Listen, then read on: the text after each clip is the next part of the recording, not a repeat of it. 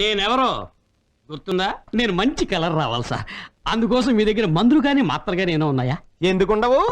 స్వర్ణ భస్మం. ఇది ఒక్క నెల రోజులు వాడితే మీరు దగదగా మెరుస్తూ మెర్క్యూరీ లైట్ లా వెలిగిపోతారు.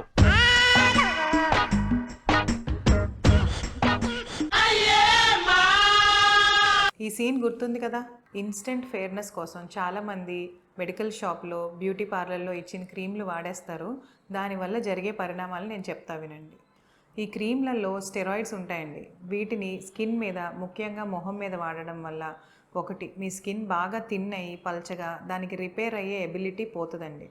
తర్వాత రెడ్నెస్ రావడము, ర్యాషెస్ లాగా డ్రై అవ్వడం, ఇచ్చీగా కూడా తయారవుతుంది. ఎస్పెషల్లీ సన్లోకి వెళ్తే ఎక్కువ బర్నింగ్ సెన్సేషన్ రావడము, యాక్నే ఎక్కువ అవ్వడము, ముఖం మీద అన్వాంటెడ్ హెయిర్ పెరగడము, ఇంకా ఎక్కువ పిగ్మెంటేషన్, ఇంకా ఎక్కువ నల్లగా అవ్వడము జరుగుతాయి. ఈ సైడ్ ఎఫెక్ట్స్ మీరు వాడేటప్పుడు కాకుండా మానేసిన తర్వాత కూడా చాలా ఎక్కువ కనిపిస్తాయి.